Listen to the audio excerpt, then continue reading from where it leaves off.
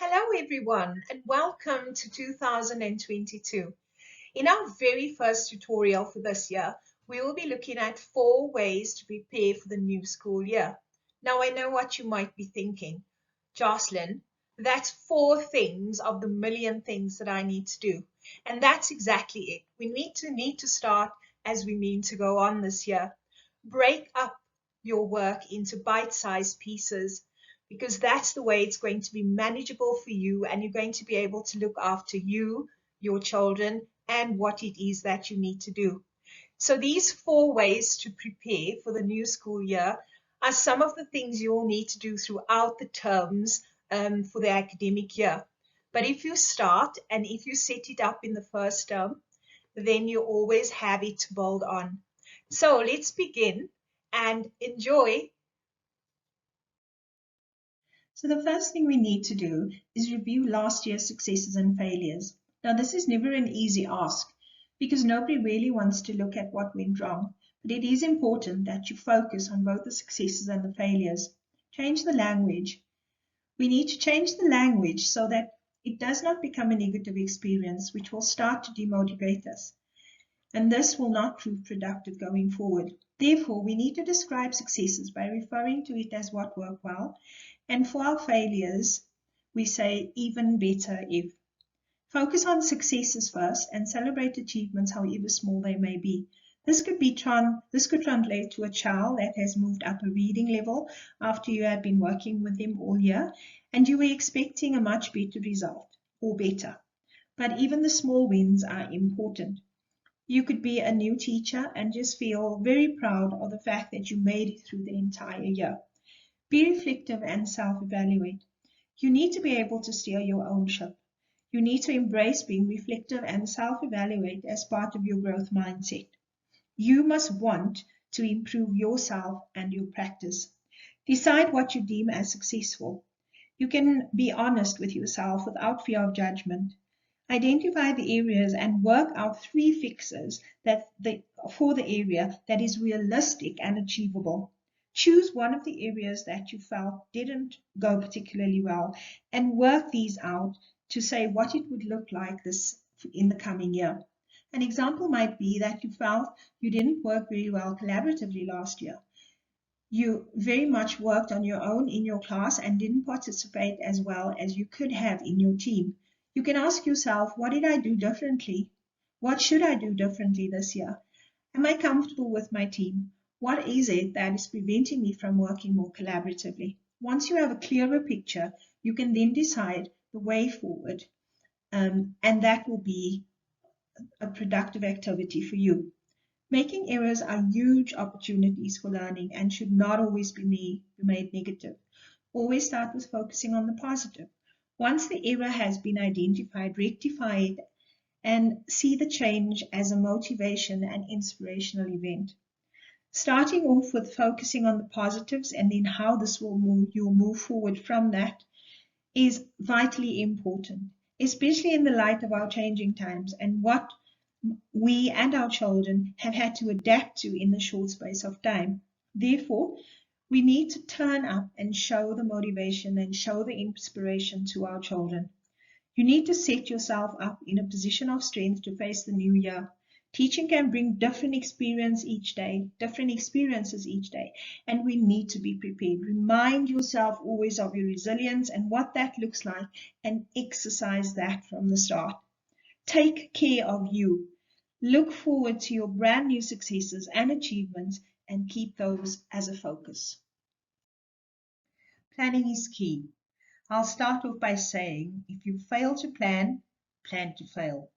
Teachers often downvalue the importance of planning, especially if they have been in the profession for many years and know the curriculum like the back of their hand.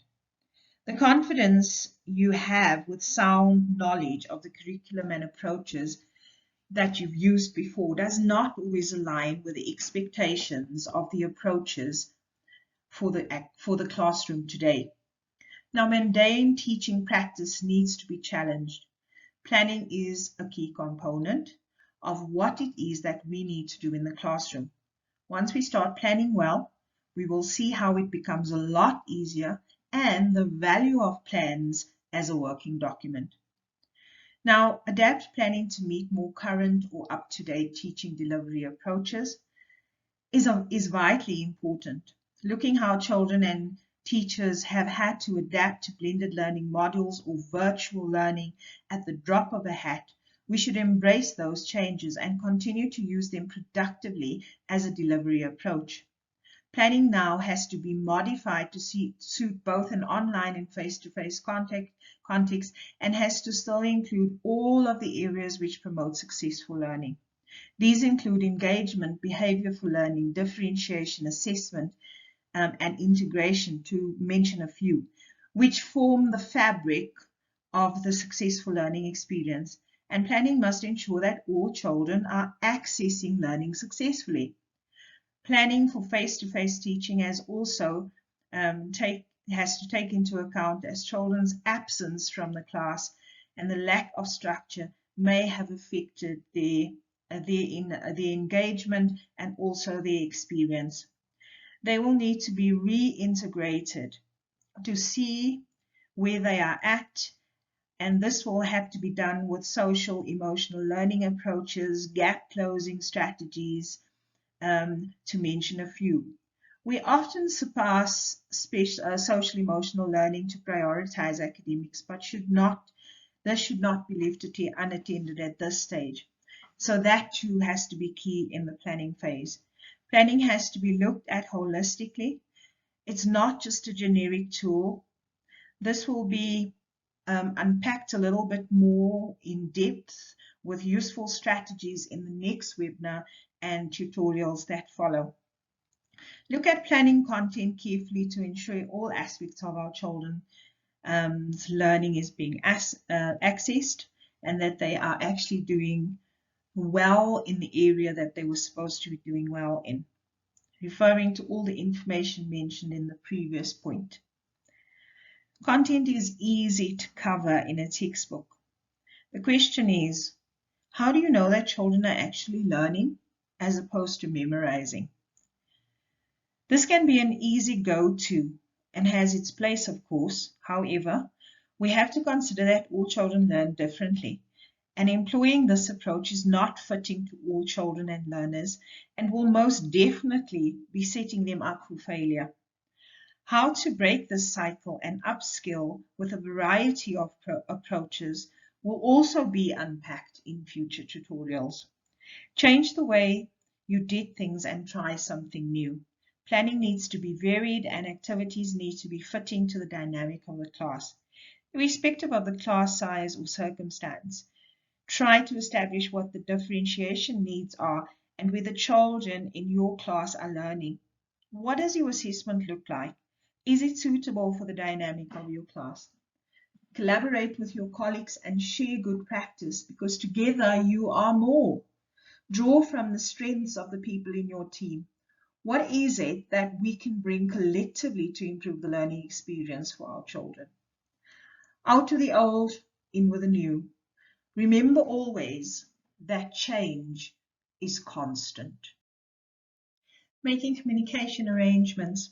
This is quite a broad concept, but today I would like to focus on the relationship of the team and the rapport built with parents. Know your team. Who will you be working with? If it's a new team, make an effort to get to know them better before you start planning and looking at expectations. Maybe meet socially and play some icebreaker games. Get to know your team, their interests, family strengths, and what they enjoy.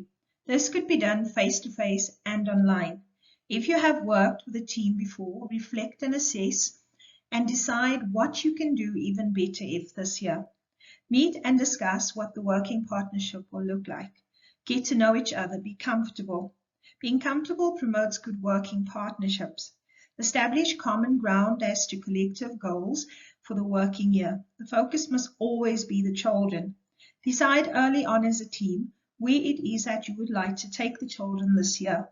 How will we enrich this learning experience for the children? Meet as a team when handing over, as different perspectives support a much better transition. If all the teachers in the stage or grade are aware of some of the challenges Whether that be with a child's learning, subject matter, behavior, etc., the team will always be in the loop and support by providing alternative strategies that might have worked for them. Duty of care and learning is a collective responsibility. Arrange tentative times to meet weekly or fortnightly and try to maintain open lines of communication at all times. This applies too with parents. Open lines of communication with parents early on will allow you to have buy-in and support the process going forward. Parents are very important and make up a third of the triangular formula, which is the child, the parent, and the teacher or the school. It is therefore important to make ground as early as possible to ensure that they get buy-in and they start to trust you and the school. Making an effort with this is never an effort in futility, irrespective of the starting point. Parents will be aware that you have a keen and vested interest in their child, and they will for the better part reciprocate. Parent engagement must be sound, whether that be in a face-to-face or online capacity. Children need to be supported and benefit from knowing that all parties are working collaboratively. Make it happen early, and your year will prove a lot more rewarding. Parents want to know that teachers are serious about communicating, so work to establish rapport early on. Parents appreciate when teachers get involved. They appreciate the professionalism. Set a precedent and to establish who you are as a professional, and this will come with sound communication always. In light of most recent experiences with COVID, we do really need to work on this as a strength, and this skill has to be improved. Every educator, trainer, leader, support staff member, tutor should always be considering and embarking on professional development each year. As I pointed out in the previous slides, we need to always self-reflect. As educators, we need to be lifelong learners. We can't get comfortable. We have to evolve by developing and enhancing our skills. Of late, we have seen that we needed to do that most speedily. Evolving is key, and enhancing and developing those skills in line with our changing times is crucial. Well-rounded holistic experience for children to include all aspects to make learning successful is important. We have to know what other approaches and methodologies look like and how to best incorporate them into our context. We need to be looking at other ways of thinking, varied methodologies, and learning practices that we can adopt to ensure that our children are getting quality learning and will be able to compete in the global market. Communicate professional development to your leader or your manager clearly so they can plan to support you. Be proactive and make your manager or your leader aware of your professional development needs. Articulate clearly what it is that you would need to improve to enhance your practice, whether that be planning, differentiation, blended learning, integration, behavior for learning, questioning, etc. Make that clear so that managers and leaders know what it is that you need. Grow individual strengths and skill set to become a lead in your specific area. Don't remain stagnant.